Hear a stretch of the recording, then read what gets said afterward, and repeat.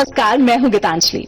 हम सब मीठा खाना पसंद करते हैं, लेकिन क्या आपने कभी सोचा है कि जो मीठा हमें खुशी देता है वही धीरे धीरे अक्सर हम ये सोचकर निश्चिंत हो जाते हैं कि मेरी रिपोर्ट नॉर्मल है, मुझे कुछ नहीं होगा।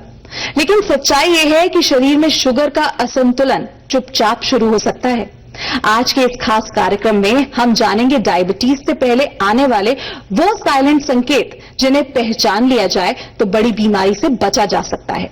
इन्हीं सवालों के जवाब जानने के लिए हमारे साथ डॉक्टर्स का पैनल मौजूद है। तो हमारे साथ मौजूद है doctor Angad Kumar, DM endocrinology, honours and gold medalist, assistant professor and HOD, PMCH Patna. साथ ही हमारे साथ मौजूद हैं doctor Prabhat Ranjan, MBBS, MD, DM endocrinology, assistant professor, PMCH Patna, Buddha endocrine clinic Patna. साथ ही हमारे साथ मौजूद है doctor Shyam Kishore, DM endocrinology, AIIMS new Delhi, MD medicine, Kishore diabetes, thyroid and endocrine clinic. आप सभी डॉक्टर्स का बहुत बहुत स्वागत है।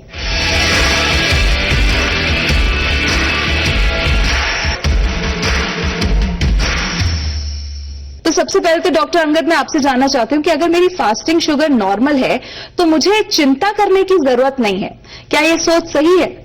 आपने एक बहुत ही महत्वपूर्ण प्रश्न किया है। अक्सर हम लोग देखते हैं अपने क्लिनिकल प्रैक्टिस में, जो हमारे पास लोग आते हैं अपने साथ फास्टिंग ब्लड की रिपोर्ट लाते हैं जो नॉर्मल होती है, और उनका प्रश्न होता है सर अब तो हम कुछ भी खा सकते हैं, अब हमें डरने की जरूरत नहीं है। जो सच्चाई है इसके बिल्कुल उलट है। डायबिटीज की जो प्रारंभिक अवस्था होती है, जिसे हम मेडिकल की भाषा में प्री डायबिटिक या इम्पेयर्ड ग्लूकोज टॉलरेंस बोलते हैं, उसमें फास्टिंग तो नॉर्मल होती है, लेकिन खाने के बाद का शुगर बढ़ा हुआ आता है। तो हम जब भी जांच करेंगे तो ओजीटीटी या पोस्ट प्रांडियल ब्लड ग्लूकोज, उसमें शुगर की रिपोर्ट बढ़ी हुई है। इस स्थिति में खतरा ये है कि प्री डायबिटीज के मरीजों में जो हार्ट की समस्या है वो बिल्कुल उतनी ही ज्यादा है जितनी कि एक डायग्नोज डायबिटीज के मरीज में होती है। डायबिटीज रिलेटेड जो भी कॉम्प्लिकेशंस होते हैं, चाहे हम बात करें डायबिटिक न्यूरोपैथी की, डायबिटिक रेटिनोपैथी की, तो ऐसे मरीजों में वो ऑलमोस्ट बराबर पाई जाती है। ये स्टेज जो है प्री डायबिटीज की, यदि हम यहाँ पे मरीजों को डायग्नोज कर पाते हैं तो उनको उचित समय पे सही सलाह दे के हम लोग चाहे तो डायबिटीज को रिवर्स भी कर सकते हैं। डॉक्टर प्रभात, अब आप हमें बताइए इस स्टेज पर शरीर के अंदर असल में क्या होता है? हाँ, प्री डायबिटीज स्टेज में अभी आपको शुगर नहीं हुआ है इतना ज्यादा कि जो कॉम्प्लिकेशन कर सके, जिसको डायबिटीज कहते हैं, और आपका शुगर नॉर्मल भी नहीं, आप इसके बीच के स्टेज में रहते हैं। इस स्टेज में धीरे धीरे शरीर में ऐसे शुगर बहुत ज्यादा नहीं है, लेकिन शुगर से होने वाला कॉम्प्लिकेशन माने शरीर आपका शुगर को हैंडल नहीं कर पा रहा। इंसुलिन जो शरीर में शुगर कम करता है, वो पूरा कोशिश करने के बाद भी आपका इंसुलिन को शुगर को कम नहीं कर पा रहा। इसका मतलब है कि आपके शरीर में कहीं ना कहीं शुगर का मात्रा ज्यादा होना शुरू हो चुका है, जो कि धीरे धीरे चल के यदि लंबे समय तक रहता है तो डायबिटीज की तरह ही कॉम्प्लिकेशन आपके शरीर में ला सकता है। तो डॉक्टर श्याम, शुरुआत में लोगों को कोई लक्षण क्यों महसूस नहीं होते? डायबिटीज एक ऐसी बीमारी है जिसका कोई स्पेसिफिक लक्षण नहीं होता है। बहुत सी ऐसी बीमारियां हैं जिनके कुछ स्पेसिफिक लक्षण होते हैं। उन लक्षणों के आधार पर आप उस बीमारी की ओर सोचते हैं। ऐसी स्थिति डायबिटीज में नहीं होती है। लेकिन अगर किसी भी मरीज को फैमिली हिस्ट्री ऑफ डायबिटीज है, अगर इसके अलावा मरीज को ज्यादा प्यास लगना, पेशाब लगना, बार बार यूरिन का इन्फेक्शन होना, भूख ज्यादा लगना, घाव का नहीं भरना, ये कुछ सामान्य ऐसे लक्षण हैं। इन परिस्थितियों में आप डायबिटीज के लिए अपना जांच करा सकते हैं। ऐसा भी होता है कि आप अपने लिए कभी रैंडम शुगर चेक कराते हैं और आपकी शुगर बढ़ी पाई जाती है। यह बिल्कुल सत्य है कि बहुत से ऐसे मरीज हैं जिनमें बिना किसी लक्षण के इंसिडेंटल डायग्नोसिस होती है डायबिटीज का। अतः मैं उन लोगों से जिनके परिवार में अगर डायबिटीज की हिस्ट्री है, they should go for regular screening. मतलब ये हुआ कि अगर किसी के परिवार में डायबिटीज, तो इस बात की उनको चिंता होनी चाहिए कि हमें भी डायबिटीज हो सकता है, अतः वो बीच बीच में चेक कराते रहें, वरना कोई स्पेसिफिक लक्षण है नहीं जिसके कारण आप उस लक्षणों का इंतजार न करें, और बीमारी के लिए कम से कम आप सतर्क जरूर रहें। डॉक्टर अंगद, क्या ये साइलेंट शुगर इम्बैलेंस भारतीयों में आम है? Indian council of medical research ICMR ने 2020-2021 में एक नेशन वाइड सर्वे कराया था और उसके रिपोर्ट्स 2025 में अवेलेबल है। ICMR के आंकड़ों को माने तो भारत में जो डायबिटीज की प्रेवलेंस है वो 11.4% है। यदि इसको हम लोग एब्सोल्यूट नंबर्स में बताएं तो करीब 10 करोड़ 30 लाख लोग डायबिटीज से पीड़ित हैं। वहीं यदि हम बात करें प्री डायबिटीज की, तो प्री डायबिटीज से 15.4% लोग पीड़ित हैं, और नंबर में यदि बात करें तो 15 करोड़ 60 लाख लोग प्री डायबिटीज से पीड़ित हैं। अब बात आती है कि इन आंकड़ों से क्या निष्कर्ष सामने आती है। इससे 3 महत्वपूर्ण बातें सामने आती हैं। पहला, हम लोग अक्सर मानते हैं जो डायबिटीज समस्या है वो शहरी लोगों का है, शहरी क्षेत्र का है, लेकिन इस स्टडी में पाया गया ग्रामीण क्षेत्र के लोगों में प्री डायबिटीज की समस्या ज्यादा पाई जाती है। दूसरा बड़ा मिसकंसेप्शन कहें, अवधारणा कहें, वो ये है कि डायबिटीज जनरली 40 से 50 साल के लोगों में पाई जाती है। इस स्टडी में पाया गया कि 35 से 45 साल के लोग जो हैं उनमें प्री डायबिटीज की संख्या सबसे ज्यादा थी। तीसरी और सबसे महत्वपूर्ण जो तथ्य है कन्वर्जन रेट, जो कन्वर्जन रेट है बॉर्डरलाइन डायबिटीज से डायबिटीज होने की, वो अगर वेस्टर्न पॉपुलेशन की तो भारतीयों में बहुत हाई है, और 50% से ज्यादा लोगों को अगले 5 से 10 साल में फ्रैंक डायबिटीज होने जा रही है।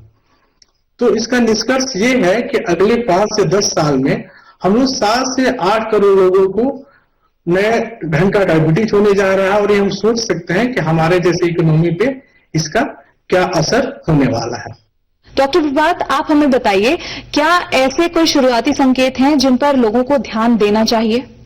हाँ, शुरुआती लक्षण प्री डायबिटीज में बहुत नहीं होता है, ऐसे नॉर्मल भी हो सकते हैं, लेकिन हाँ, जिनको फैमिली में डायबिटीज है, खासकर या जिनका वजन ज्यादा है, वो लोग ध्यान दे सकते हैं कि अपने गर्दन के चारों तरफ काला धब्बा पड़ना, जिसको एकेंथोसिस कहते हैं, या फिर पेट में चर्बी का ज्यादा होना, जिसको सेंट्रल ओबेसिटी कहते हैं, या बहुत ज्यादा थकान होना, बहुत प्यास लगना, बार बार रात में पेशाब होना, ये सब लक्षण डायबिटीज के हो सकते हैं। आपको ध्यान देना होगा ऐसा होता है तो। और बहुत ज्यादा यदि शुगर होता है, किसी को नहीं पता चलता, तो उस केस में वजन भी कम हो सकता है, ऐसे तो वजन ज्यादा होता है। डॉक्टर श्याम, क्या सिर्फ घर का बना खाना खाने से हम पूरी तरह सुरक्षित रहते हैं? खाना घर का हो या खाना बाहर का हो, खाने के 2 मापदंड हैं, खाने की क्वालिटी एंड खाने की क्वांटिटी, और खाने का आपका टाइमिंग एंड शेड्यूल। खाने की गुणवत्ता और पौष्टिकता पर आपको ज्यादा ध्यान देना है। हमारे घर में जो खाने बनते हैं उसमें जो किचन संभाल रहे हैं उनको पता है कि आपको क्या चीज नुकसान करती है, आप क्या लाइक करते हैं, क्या है, क्या आपकी सेहत के लिए अच्छी चीजें नहीं है। उन परिस्थितियों में आपके लिए खाना बनाया जाता है। बाजार से मंगाए जाने वाले खाने सभी टेस्ट ड्रिवन खाने होते हैं, वो आपको प्लेजरेबल और टेस्ट ज्यादा प्रोवाइड करेंगे, उनकी हेल्थ के लिए कंसर्न नहीं होता है। अतः बेहतर तो ये है कि आप प्रेफरेबली वैसे खानों को खाएं जिसमें पौष्टिकता भी हो, खाना उत्तम हो, खाने का क्वालिटी अच्छा हो। एक बात यह भी ध्यान रखने की जरूरत है कि घर में जब खाना बनता है तो अगर किसी को डायबिटीज है, किसी को ब्लड प्रेशर है, किसी को हार्ट की प्रॉब्लम है, तो क्या उनको खाना है, क्या नहीं खाना है, इस बात का हमेशा ध्यान रख के खाना बनाया जाता है। आप बाजार से जो खाना मंगाते हैं वो सबों के लिए एक तरह से बनता है। आप जहां से भी मंगाएं वहां से कोई स्पेसिफिक डायबिटीज के मरीज के लिए, हार्ट के मरीज के लिए, किडनी के मरीज के लिए अलग से कोई खाना तो बनता नहीं है।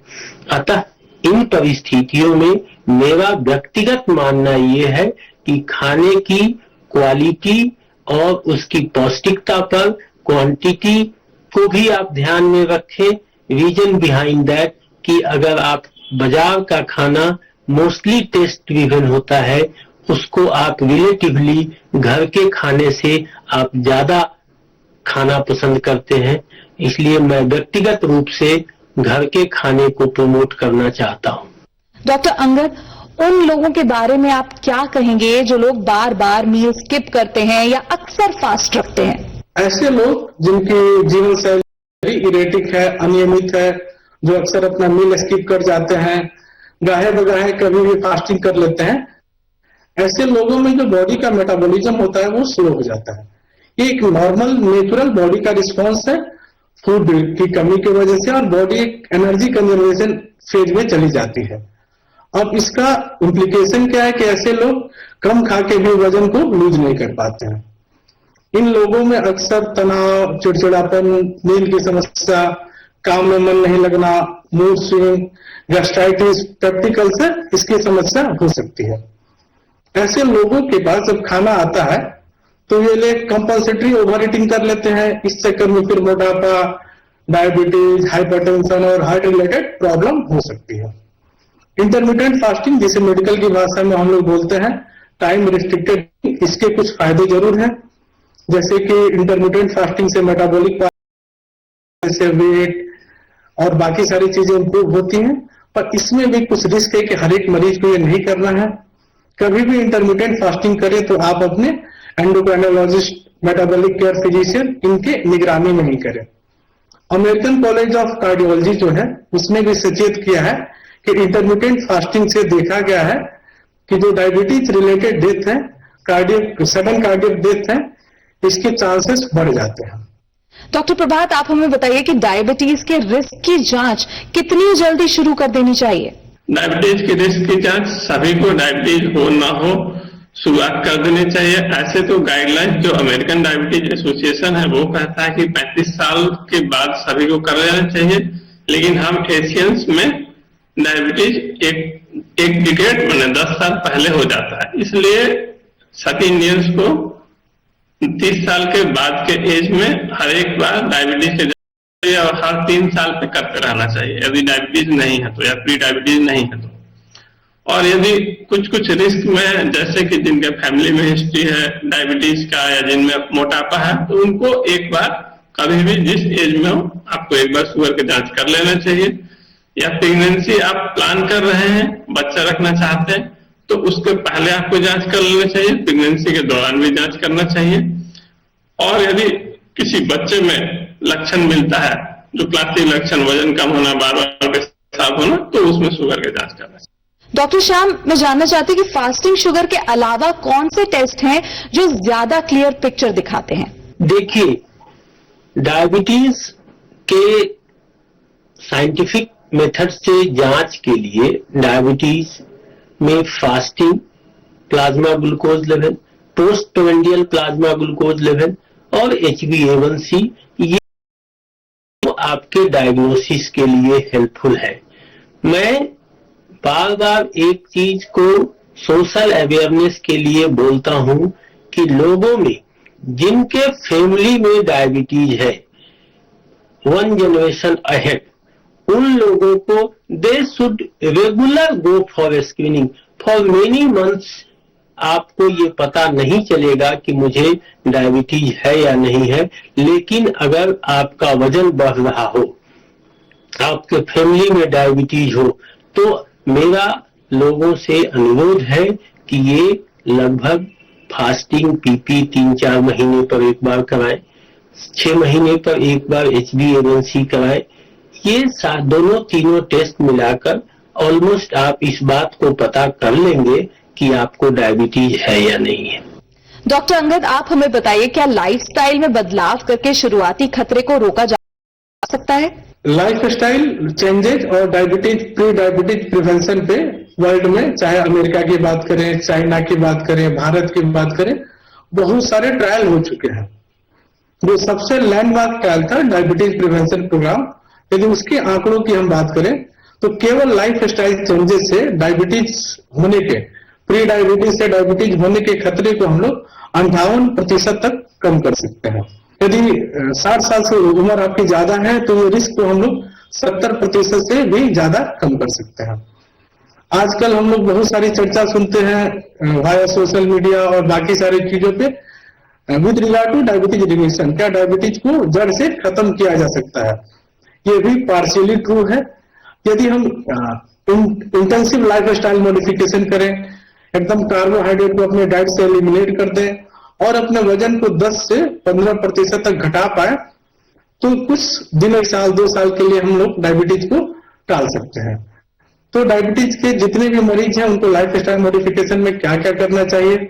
आप नियमित रूप से 30 से 45 मिनट तक कोशिश करें कि व्यायाम करें।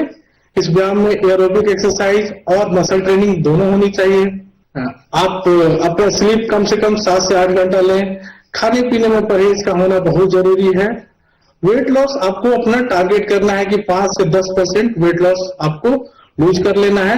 और खाने में आप सफेदी को कम करें, आप नमक कम खाएं, चीनी कम खाएं, मैदा युक्त चीजों का सेवन कम करें और अपने खाने को आप जितना कलरफुल बना पाएंगे, हरी पत्तेदार सब्जियों से, सलाद से, फ्रूट से, उतना ही ज्यादा आपके जीवन में रंग भरेगा और आप डायबिटीज को हरा पाएंगे। डॉक्टर प्रभात, लोगों को कौन कौन सी आम गलतियों से बचना चाहिए?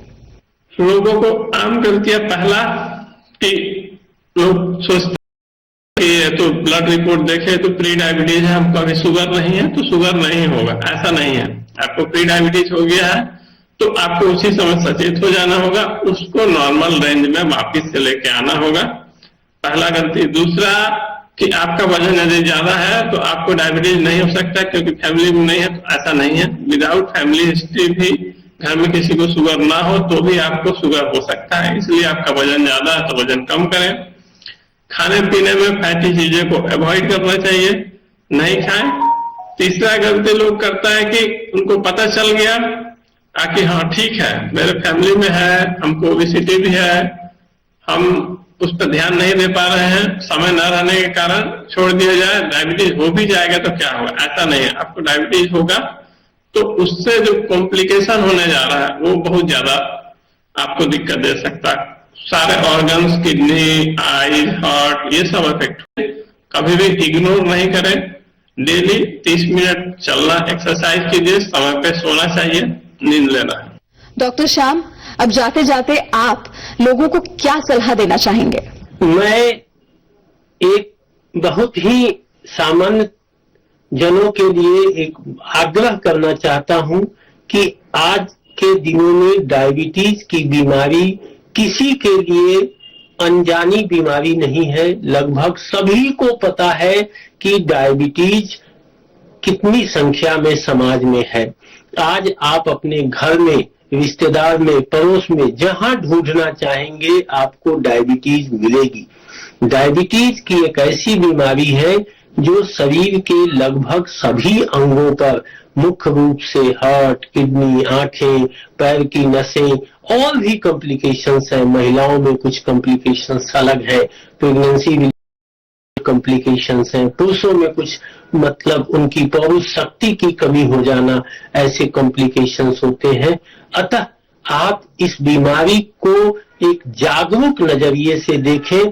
अगर आपके आसपास में, आपके रिश्तेदार में डायबिटीज है, आपको किसी भी प्रकार की तकलीफ महसूस होती है तो कृपया शुगर की जांच कराएं और इसका प्रॉपर इलाज करें। इसको इग्नोर नहीं करें, अदरवाइज आपको इसके गंभीर परिणाम भुगतने पड़ेंगे। यह मेरा सबों से आग्रह है। आप सभी डॉक्टर्स का हमारे साथ जुड़ने के लिए बहुत बहुत धन्यवाद। इतनी आसान भाषा में हमें डायबिटीज से जुड़ी इतनी जानकारी देने के लिए और हमें समझाने के लिए बहुत धन्यवाद। तो आज की बातचीत से यही समझ आता है कि डायबिटीज कोई एक दिन में होने वाली बीमारी नहीं है, बल्कि इसके संकेत शरीर पहले से ही देने लगता है, बस हम उन्हें सुन नहीं पाते। अगर आपकी शुगर रिपोर्ट आज नॉर्मल है तो भी सतर्क रहना, समय पर जांच, संतुलित खान पान और एक्टिव लाइफस्टाइल आपको बड़ी परेशानी से बचा सकता है। तो इसी के साथ इजाजत दीजिए, नमस्कार।